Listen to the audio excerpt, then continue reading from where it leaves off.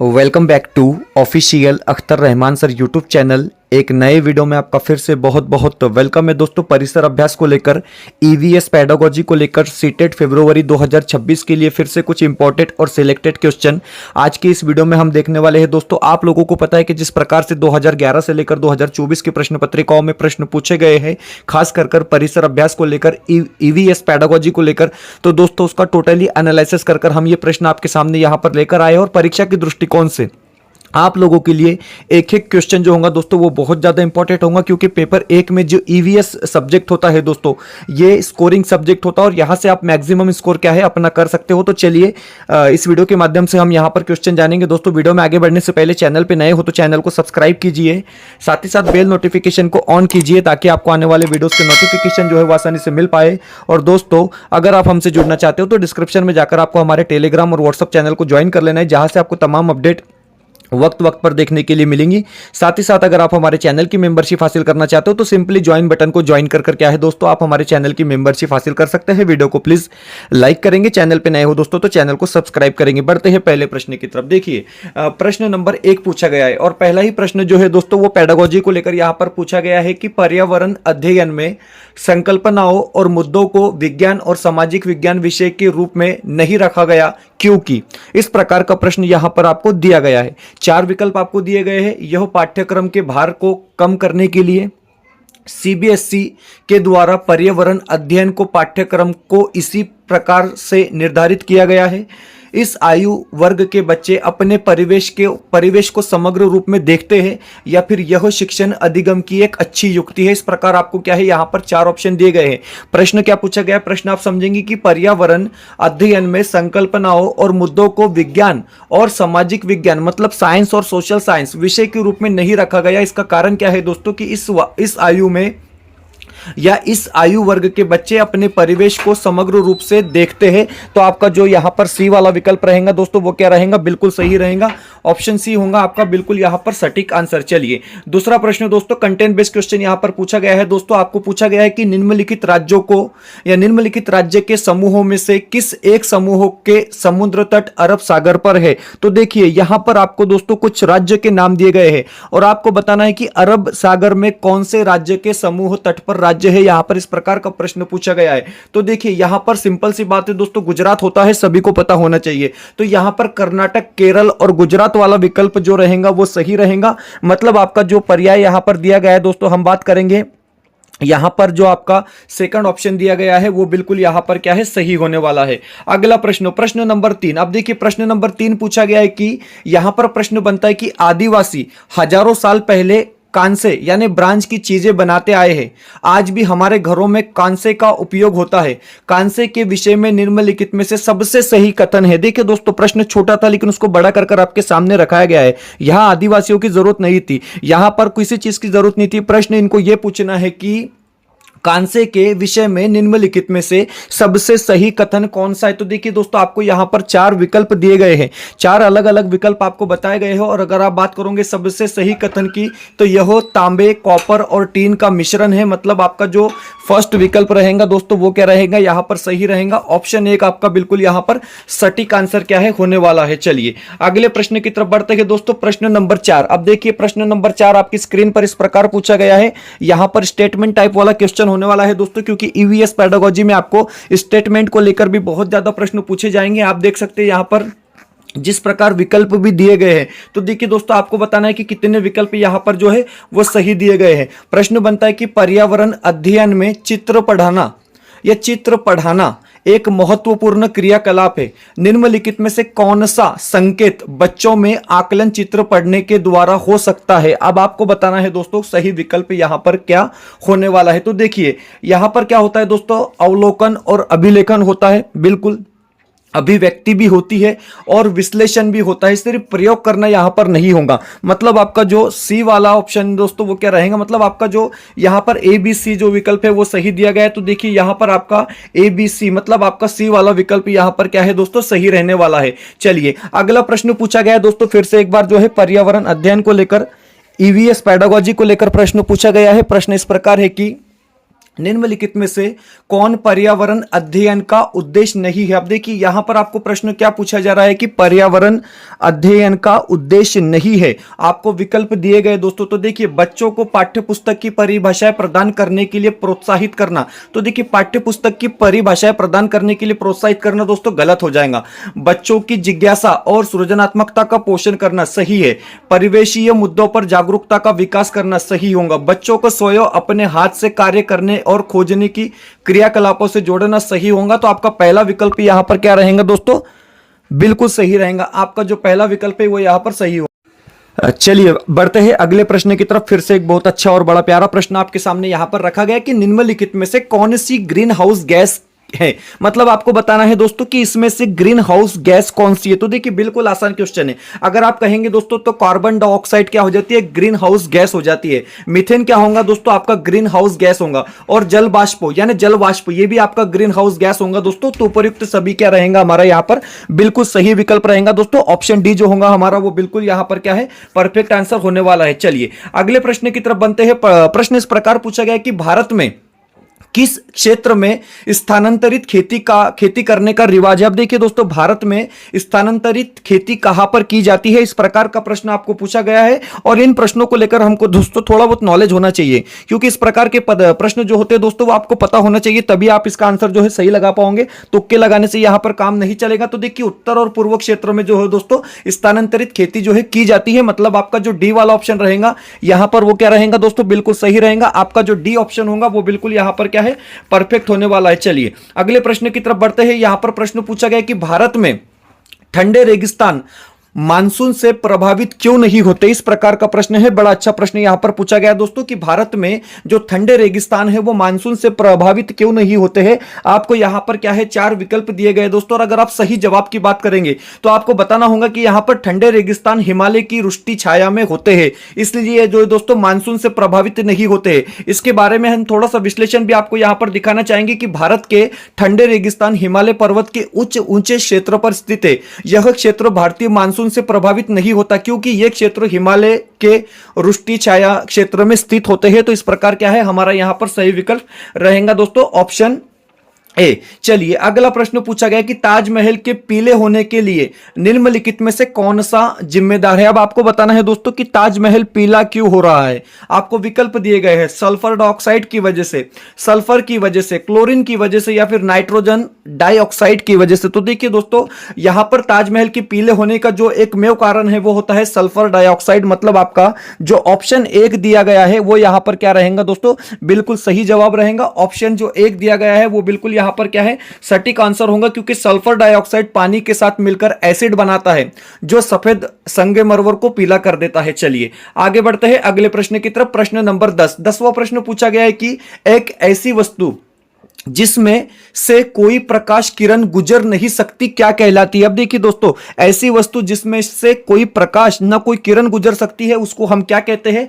आपको ऑप्शन दिए गए, पारभासी कहते हैं, उत्तल कहते हैं, पारदर्शी कहते हैं, या फिर अपारदर्शी कहते हैं। तो देखिए दोस्तों आपका जो डी वाला विकल्प यहां पर रहेगा वो बिल्कुल सही हो जाएगा कि जिसमें से कोई प्रकाश किरण गुजर नहीं सकती उसको हम क्या कहते हैं, तो अपारदर्शी कहते हैं। दोस्तों इसको लेकर थोड़ा सा हम यहां पर स्पष्टीकरण भी देख लेंगे। आप देख सकते हैं कि ऐसी वस्तु जिसमें कोई प्रकाश किरण नहीं गुजर सकती अपारदर्शी कहलाती है। दोस्तों वीडियो में आगे बढ़ने से पहले अगर आप हमारे चैनल पर नए हो तो चैनल को सब्सक्राइब कीजिए, साथ ही साथ बेल नोटिफिकेशन को ऑन कीजिए ताकि आपको आने वाले वीडियोस के नोटिफिकेशन जो है वो आसानी से मिल पाए। और दोस्तों अगर आप हमसे जुड़ना चाहते हो तो डिस्क्रिप्शन में जाकर आपको हमारे टेलीग्राम और व्हाट्सएप चैनल को ज्वाइन कर लेना है, जहां से आपको तमाम अपडेट वक्त वक्त पर देखने के लिए मिलेंगी। साथ ही साथ अगर आप हमारे चैनल की मेंबरशिप हासिल करना चाहते हो तो सिंपली ज्वाइन बटन को ज्वाइन कर क्या है आप हमारे चैनल की मेंबरशिप हासिल कर सकते हैं दोस्तों, जिससे क्या है आप हमारे सीटेट फरवरी 2026 को लेकर तमाम वीडियोस जो है वो बिल्कुल फ्री में देख पाओगे दोस्तों। तो वीडियो अभी ज्वाइन बटन को ज्वाइन कर क्या है आप हमारे चैनल की मेंबरशिप हासिल कर सकते हैं। बढ़ते अगले प्रश्न। प्रश्न नंबर 11 पूछा गया है कि आप एक एकीकृत ईवीएस कक्षा के लिए कैसे योजना बनाएंगे। इस प्रकार का प्रश्न है दोस्तों, इसको हम कहते हैं ईवीएस पेडागोजी, क्योंकि पेडागोजी में आपको इसी प्रकार के प्रश्न होते हैं दोस्तों। वहां पर आपको टॉपिक को लेकर प्रश्न नहीं पूछा जाता है, आपकी स्किल को लेकर प्रश्न आपको पूछा जाता है। और लॉजिकली क्या है दोस्तों, आप क्वेश्चन का आंसर लगेंगे। इसके लिए आपको किसी चीज को पढ़ने लिखने की जरूरत नहीं है, इसके लिए सिर्फ आपको चाहिए दोस्तों प्रैक्टिस, इसके लिए चाहिए आपको सराव और आपकी स्किल। इसी के बेस पर क्या है आप ऐसे प्रश्नों को क्या है दोस्तों जवाब दे सकते हो। प्रश्न क्या है, प्रश्न है कि आप एकीकृत ईवीएस कक्षा के लिए कौन सी योजना बनाएंगे। तो देखिए आपको विकल्प क्या दिए गए हैं, विज्ञान और सामाजिक विज्ञान के लिए अलग अध्यापकों का प्रबंध करेंगे, पर्यावरण विज्ञान के लिए अलग अध्यापक का प्रबंध करेंगे, एक पाठ में 2 या अधिक विषय क्षेत्रों को मिलाएंगे, या फिर अलग योजनाओं में सभी विषयों को अलग करेंगे। तो देखिए दोस्तों यहां पर सबसे बेहतर विकल्प होगा एक पाठ में 2 या अधिक विषय क्षेत्रों को मिलाएंगे, मतलब आपका जो सी वाला ऑप्शन दिया गया है, सी वाला विकल्प दिया गया है दोस्तों, वो क्या रहेगा, बिल्कुल यहां पर सही आंसर होने वाला है। फिर से एक बार क्या है, आपको पेडागोजी को लेकर प्रश्न पूछा गया है। प्रश्न इस प्रकार पूछा गया कि निम्नलिखित में से कौन सा समूह प्राथमिक स्तर पर ईवीएस के थीमों को दर्शाता है। अब देखिए दोस्तों प्राथमिक स्तर पर ईवीएस के थीमों को कौन सा विकल्प सही दर्शाता है। तो अगर आप सीधे सीधे जवाब की बात करेंगे तो देखिए आवास, यात्रा, चीजें जो हम बनाते हैं और कहते करते हैं, ये इस प्रकार क्या है हमारा सही विकल्प होगा। तो आपका जो ऑप्शन बी दिया गया है, ऑप्शन बी क्या होगा दोस्तों, आपका बिल्कुल यहां पर सही आंसर होगा। चलिए बढ़ते हैं अगले प्रश्न की तरफ। प्रश्न नंबर 13वां प्रश्न पूछा गया है कि डॉक्टर मरीजों में मलेरिया की पहचान के लिए खून की जांच कराने के लिए निर्देशित करते हैं। खून की जांच से इस प्रकार क्या है आपको यहां पर प्रश्न पूछा गया है। अब सीधे सीधे अगर दोस्तों हम ऑप्शन देखेंगे और डायरेक्ट आंसर की बात करेंगे तो देखिए सही आंसर होता है उसमें उपस्थित जीवाणुओं का पता चलेगा, मतलब आपका जो बी वाला ऑप्शन दिया गया है या बी वाला विकल्प जो दिया गया है दोस्तों वो बिल्कुल यहां पर क्या है सही होने वाला है। अगला प्रश्न, चलिए प्रश्न नंबर 14 की बात अगर आप करेंगे तो फिर से एक बार क्या है आपको ईवीएस पेडागोजी को लेकर प्रश्न पूछा गया है दोस्तों। 15 क्वेश्चन आपको ईवीएस पेडागोजी को लेकर पूछे जाएंगे। प्रश्न इस प्रकार पूछा गया है कि आप चाहते हैं कि छात्र सहपाठी शिक्षण रणनीतियों द्वारा सीखे, आप समूह कैसे बनाएंगे, इस प्रकार का प्रश्न आपको पूछा गया है। तो देखिए भागीदारी और सहयोग के आधार पर एक विषम समूह बनाए, समान लिंग और सामाजिक आर्थिक पृष्ठभूमि के 5 छात्रों का एक समूह बनाए तो गलत हो जाता है, 4-5 छात्रों को रोल नंबर के अनुसार समूह बनाए, उचित नहीं होगा, परीक्षा में प्राप्त अंकों के अनुसार उचित नहीं होगा दोस्तों। तो आपका जो पहला वाला विकल्प यहां पर क्या है सही रहेगा कि भागीदारी और सहयोग के आधार पर एक विषम समूह बनाया जाए, तो आपका जो पहला विकल्प रहेगा वो बिल्कुल यहां पर क्या है सटीक होने वाला है। चलिए 15वें प्रश्न की तरफ बढ़ते हैं। प्रश्न नंबर 15 पूछा गया है।